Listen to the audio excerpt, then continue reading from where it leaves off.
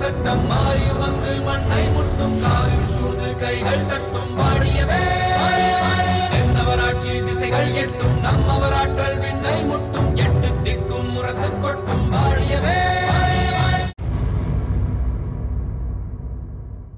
நீ உன் தாய் மீது கொண்டிருக்கும் பக்தி என் மனதை நெகிழச் செய்கிறது. தாங்களும் தங்கள் தாயாரிடமும் மிகுந்த பக்தி கொண்டவர் என்று சொல்லுங்கள். உண்மைதான். ஆனால் என் தாய் உயர்ந்த குடியில் பிறந்திருந்தும் மிகுந்த துயரங்களை அடைந்தார். கணவரை இழந்த அவர் அதன் பின் என்னையும் என் தம்பியையும் அனாதையாக விட்டுவிட்டு அகால மரணம் அடைந்தார். ஓ, தாங்கள் இளம் வயதிலேயே தாயாரை இழந்தவரா?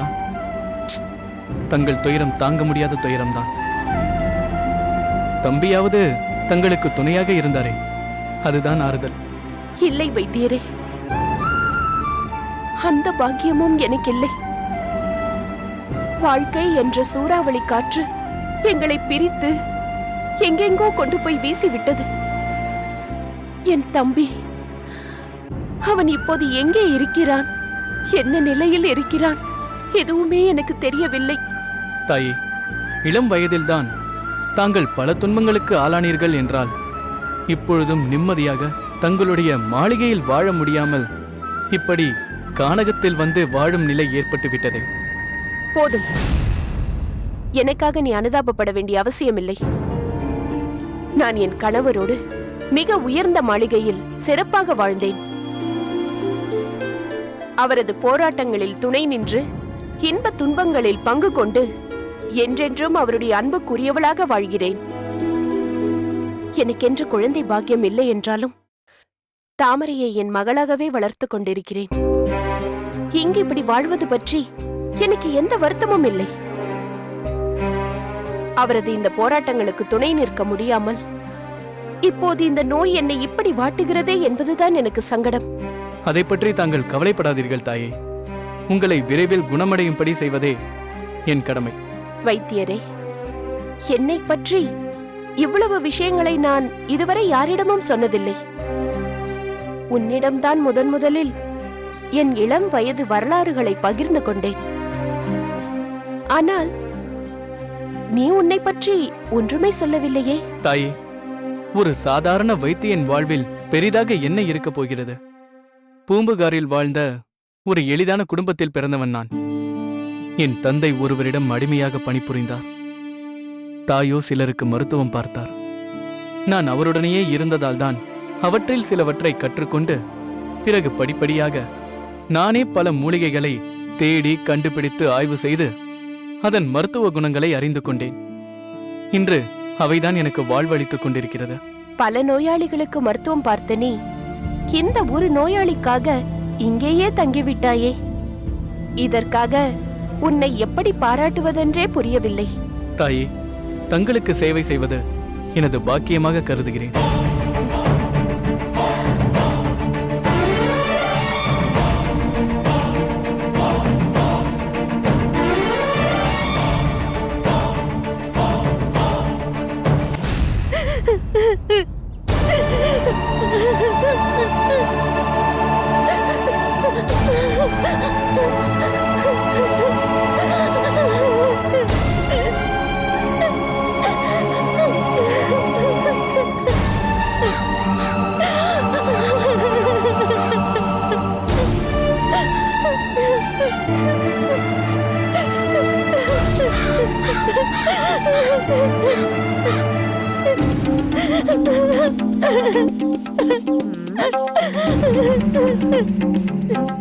ஏண்டி இன்னும் வாசலில் உட்கார்ந்து கொண்டு அழுது கொண்டு இருக்கிறாய்? அழுதது போதும், சீக்கிரம் புறப்படு. இப்போதுதான் நமக்கு நல்ல காலம் பிறந்திருக்கிறதே, சீக்கிரம் புறப்படு. அப்பா, அந்த மாப்பிள்ளை எனக்கு வேண்டாம் அப்பா. நாம் இங்கேயே இப்படியே இருந்து விடுவோம் அப்பா. ஏனடி, உன் அப்பாவிடம் ஒப்பாரி வைத்தால் நான் விட்டு விடுவேனா? இந்த மரகதத்தை மீறி உன் அப்பாவால் ஒரு வார்த்தை பேச முடியாது. அப்பா, சித்தையிடம் சொல்லுங்கள் அப்பா. இந்த வயதான மாப்பிள்ளையை மணக்க எனக்கு விருப்பமில்லை அப்பா. மரகதம், எதற்கும் சற்று யோசித்து. என்ன வார்த்தை வெளியில் வருகிறதா? ஏதாவது விஷயம் தெரிந்தால் என்னவாகும் தெரியுமல்லவா? பஞ்ச பராரியாக இருந்த நம்மை செல்வ சீமானை போல் மாற்றுவதற்காக பொற்காசுகளை வாரி வாரி கொடுத்திருக்கிறாரே வீரபாகு ஐயா, அந்த விஷயம் மறந்து விட்டதோ? ஏதோ யார் செய்த புண்ணியமோ மகேந்திரன் ஐயாவுடைய பார்வை உன் மகள் மேல் பட்டிருக்கிறது. அதனால் உன் மகள் என்ன குறைந்தா போய்விட்டாள்? அப்படியே தானே இருக்கிறாள். அவர் கொடுத்த காசை வாங்கிக் கொண்டு நம் வாழ்க்கையை வளப்படுத்திக் கொள்ள வேண்டியதுதான். சித்தி, உங்களுக்கு ஒரு மகள் இருந்தால் அவளை இப்படித்தான் உங்கள் வயதான அண்ணனுக்கு மனம் முடித்து கொடுப்பீர்களா? என்ன தைரியம் உனக்கு? என்ன துணிச்சல் இருந்தால் இப்படி எல்லாம் பேசுவாய்? விடு. என்னடி, என்ன எதிர்த்தா பேசுகிறாய்? என் குடும்பம் என்றால் உனக்கு அவ்வளவு இளக்காரமா? என்ன அண்ணனுக்கு என்னடி குறை? வயதுதான் 50 கடந்து விட்டது. அதனால் தான் உனக்கு ஏற்பட்ட பிரச்சனைகள் தெரிந்தும் அவர் மனம் உவந்து உன்னை ஏற்றுக்கொள்ள சம்மதித்தார். நீங்கள் என்ன சொன்னாலும் சரி, நான் இதற்கு உடன்பட மாட்டேன். என் உயிரே போனாலும் இதற்கு நான் சம்மதிக்கவே மாட்டேன். உன் உயிர் மட்டுமல்ல, அந்த வீரபாகுவால் நம் எல்லோருடைய உயிரும் போய்விடும். என்னை பற்றி விடு. நான் எப்படியாவது என் அண்ணன் வீட்டுக்கு வேண்டிய பொற்காசுகளை கொண்டு சென்று விடுவேன். பிறகு நீயும் உன் அப்பாவும் தான் அழுது கொண்டிருக்க வேண்டும். அவரிடம் அகப்பட்டு அழிந்து விடுவீர்கள். ஜாக்கிரதை. மகளே, நமக்கு எதற்கம்மா பெரியவர்கள் பொல்லாப்பு? அவர்கள் அரசருக்கு மிகவும் நெருங்கிய உறவினர்கள். அவர்களை எதிர்த்து நம்மால் ஏதும் செய்ய முடியாதம்மா. நல்லதோ கெட்டதோ அது உனது விதி என்று நினைத்துக் கொள்ளம்மா. இந்த தந்தையால் உனக்கு எந்தவித நன்மையும் ஏற்படாதம்மா. அந்த அளவிற்கு என்னை ஒன்றுமில்லாதவனாக்கி விட்டாளம்மா உன் சித்தி. இன்னும் என்ன பேச்சு? சீக்கிரம் புறப்பட தயாராகு. வளையல் வளையல், ரோமாபுரியிலிருந்து வரவழைக்கப்பட்ட வைர வளையல், பாண்டிய நாட்டிற்கே உரித்தான முத்து வளையல். வளையல் வளையல். ஐயா வளையல்காரரே, உங்களைத்தான். சொல்லுங்கள் அம்மா. எல்லா ரக வளையல்களும் இருக்கிறதா? இருக்கிறதம்மா. விலை உயர்ந்த வளையல் இருக்கிறதா? இருக்கிறது. பார்க்கிறீர்களா? பார்ப்போம், வாருங்கள்.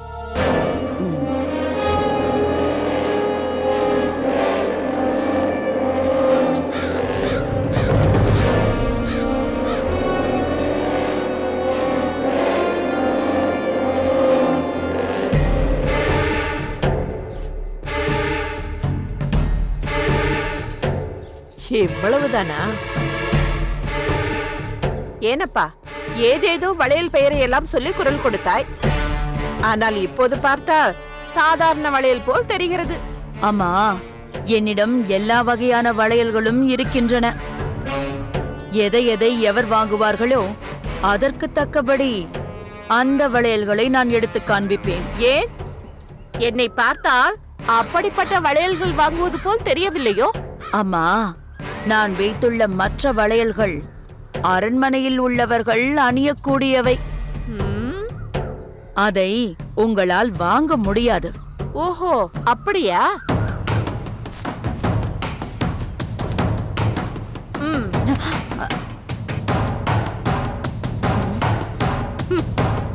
எப்படி? இதில் நிறைய பொற்காசுகள் இருக்கின்றன. உனக்கு எவ்வளவு வேண்டுமானாலும் எடுத்துக்கொண்டு அரசிகள் அணியும் வளையல்களை எடுத்துக்கொடு.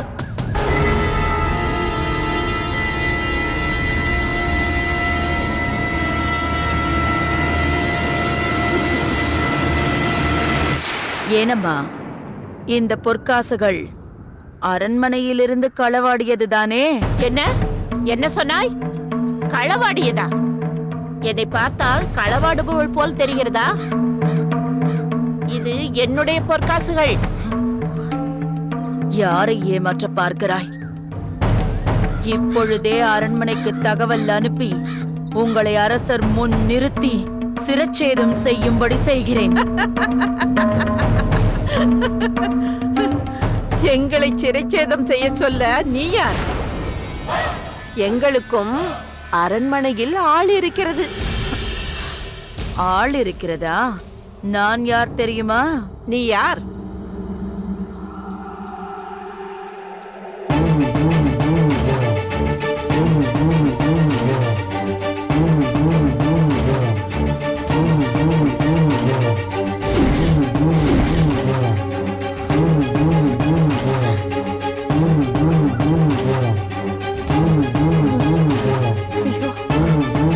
இப்போது தெரிகிறதா நான் யார் என்று?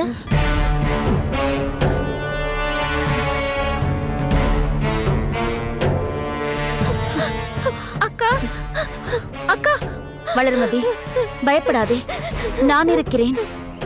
நீ இனிமேல் எதற்கும் கவலைப்பட தேவையில்லை. நீங்கள் பேசியவற்றையெல்லாம் நான் கேட்டுக்கொண்டுதான் இருந்தேன். ஏனம்மா, நீயும் ஒரு பெண்தானே? மூத்தாள் மகள் என்பதற்காக அவளை மாற்றானிடம் பேசி இப்படி விற்றுவிட்டாயே. நீ எல்லாம் ஒரு தாயா? தாய் எனும் ரூபத்தில் வந்த பேய் அல்லவா நீ? உன்னை போன்றவர்களை சிரச்சேதம் செய்தால் மட்டும் போதாது, சிறிது சிறிதாக சித்திரவதை செய்து உன்னை தண்டிக்க வேண்டும். அப்பொழுதுதான் உன்னை போன்ற குணமுள்ள மற்றவர்களுக்கெல்லாம் அது ஒரு பாடமாக அமையும். அம்மா, என்னை மன்னித்து விடம்மா. நான் அப்படிப்பட்ட குடும்பத்திலிருந்து வந்த பெண் அல்ல. அம்மா, நானும் நல்ல குடும்பத்தை சேர்ந்தவள் தான். வேண்டுமானால் என் கணவரிடம் கேட்டு பாருங்கள்.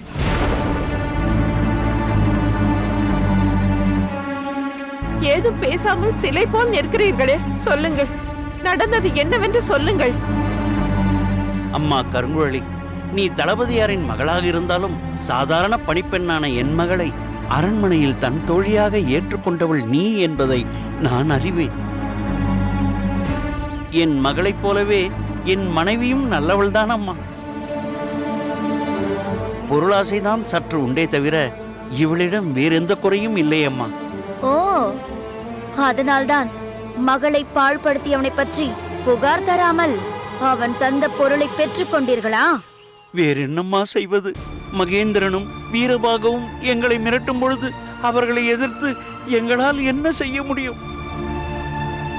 அவர்கள் பேச்சை கேட்காவிட்டால் நாங்கள் அனைவரும் அழிக்கப்படுவோம் எனும் பொழுது நாங்கள் என்ன செய்ய முடியும்? அவர்கள் பேச்சை கேட்டுத்தானே ஆக வேண்டும். இனி நீங்கள் யாருக்காகவும் எதற்காகவும் பயப்பட வேண்டாம். என் பேச்சை கேட்டு எல்லோரும் என்னோடு புறப்பட்டு வாருங்கள். அது எப்படியம்மா முடியும்? அவருடைய வார்த்தையை மீறி அரண்மனைக்குள் நாங்கள் நுழைந்தால் அத்தோடு எங்கள் வாழ்வே முடிந்துவிடும். வராவிட்டாலும் அதுதான் நடக்கும். காவலர்கள் மூலம் அரசரிடம் அழைத்துச் செல்வேன். நடந்த விஷயம் அவருக்கு தெரிந்தால் என்னவாகும்? நீங்கள் செய்த காரியத்திற்கு என்ன தண்டனை கிடைக்கும்? சற்று யோசித்துப் பாருங்கள். அம்மா கருங்குழலி, நீயே இப்படி சொன்னால் எப்படி அம்மா? நீங்கள் எதற்கும் கவலைப்பட தேவையில்லை. உங்களுக்கு தக்க பாதுகாப்பு தர வேண்டியது என் கடமை. நீங்கள் இங்கிருந்தால் அந்த மகேந்திரனும் அவன் தந்தையும் உங்களுக்கு தொந்தரவு கொடுத்து கொண்டேதான் இருப்பார்கள். அதனால் நீங்கள் அனைவரும் இனி என்னுடைய பாதுகாப்பில் தான் இருக்க வேண்டும். புறப்படுங்கள்.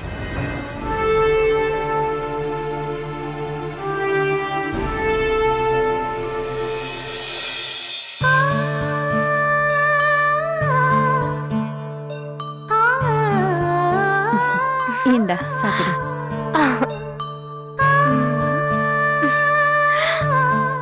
மகாராணிக்கு வணக்கம். என்ன செய்தி? தங்களை காண மங்கம்மா வருகிறார். சரி, நீ போ. உத்தரவு. மலர்கொடி, நீ உள்ளே போ.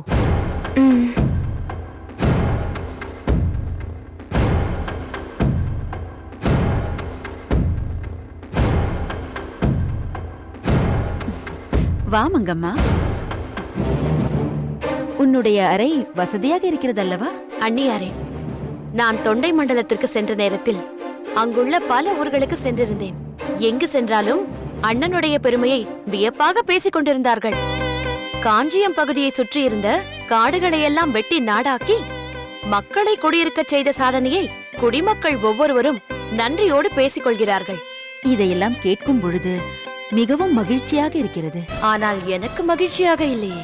தொண்டை மண்டலத்தில் ஏற்பட்ட கலவரத்தை பெண்ணான நீ தன்னந்தனியாக சென்று அடக்கிவிட்டு வந்ததை நினைத்தால் எனக்கு வியப்பாக இருக்கிறது. எங்கே எந்த கலவரம் நடந்தாலும் அங்கு இருக்கும் தனிப்பட்ட மனிதர்களின் சொந்த பகைதான் அதற்கு காரணமாக இருக்க வேண்டும்.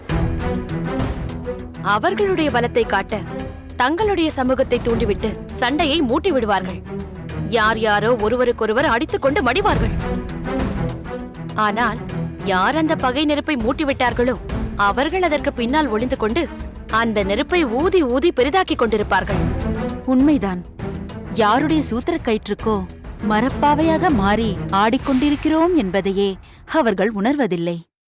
அந்த மூலவித்தாக இருப்பவர்கள் யார் என்பதை நான் முதலில் கண்டுபிடித்தேன். ஒருவனிடம் நயமாக எடுத்துச் சொன்ன உடனேயே ஏற்றுக்கொண்டான். மற்றவன் அதை ஏற்க மறுத்து எதிர்த்து வாதாடியவுடன் ராஜநிந்தனை செய்தவன் என்று சிறைப்பிடிக்க உத்தரவிட்ட உடனேயே நடுநடுங்கி காலில் விழுந்தான். இருவரும் ஒரே நாளில் அந்த கலவரத்தை அடக்கிவிட்டார்கள். கலவரம் அடக்கப்பட்டு விட்டது என்ற செய்தி அங்கிருந்து வந்தவுடனேயே இங்கிருந்து அனைவரும் வியந்து போனார்கள். உன் திறமையைப் பற்றி பாராட்டி பேசிக் கொண்டிருந்தார்கள். இவையெல்லாம் எனக்கு எங்கிருந்து வந்ததென்று நினைக்கிறீர்கள்? என் அண்ணனிடமிருந்துதான். இளமையிலேயே அவர் மிகவும் துணிவு கொண்டவராக விளங்கினார். பகைவர்களால் ஏற்படுத்தப்பட்ட பல ஆபத்துகளிலிருந்து மீண்டு வந்ததால் எந்த சூழ்நிலையையும் எதிர்கொள்ளும் திறமை அவருக்கு வந்துவிட்டது. அதை அருகிலிருந்து பார்த்து பார்த்து எனக்கும் அந்த துணிவு வந்துவிட்டது. அம்மா, நம் கோவிலுக்கு சென்று விளக்கேற்ற வேண்டும். வாருங்கள் போகலாம். சற்று பொறம்மா, பிறகு வருகிறேன். அதெல்லாம் முடியாது, இப்போதே வாருங்கள். சிறிது நேரம் பேசிவிட்டு பிறகு வருகிறேன். எவ்வளவு நேரம் தான் பேசிக் கொண்டிருப்பீர்கள்? அண்ணியாரே, இவளுக்கெல்லாம் எதற்காக இந்த உரிமையை கொடுக்கிறீர்கள்? இவள் வேண்டாம், நீ எதையும் சொல்லிவிடாதே. வேண்டாம். ஏய் மலர்கொடி, உன் மனதில் என்ன நினைத்துக் கொண்டிருக்கிறாய்? பெரியவர்கள் பேசிக் கொண்டிருக்கிறார்கள் என்ற மரியாதை கூட இல்லை. மகாராணி என்ன உனக்கு விளையாட்டு தோழியா? புரேடியாக கொஞ்சுகிறாயே. இவ்வளவு வளர்ந்தும் இன்னும் எங்கே எப்படி நடந்து கொள்ள வேண்டும் என்று தெரியவில்லை. இனி நான் பேசிக் கொண்டிருக்கும் நேரத்தில் நீ இப்படி நடந்து கொண்டால் நான் பொல்லாதவளாக மாறிவிடுவேன். போ இங்கிருந்து.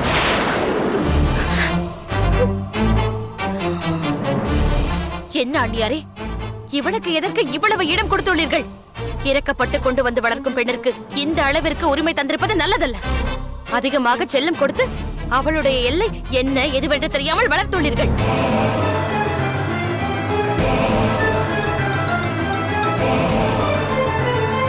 எதற்காக சிரிக்கிறாய்? ஏய் செடியா, வேளிர் குலத்து பகைவனை சரியானபடி ஏமாந்து விட்டாய். உனக்கு ஒண்ணு தெரியுமா? எனக்கு உன்னை பத்தி எதுவுமே தெரியாது. ஆனாலும் காதலிக்கிறேன்.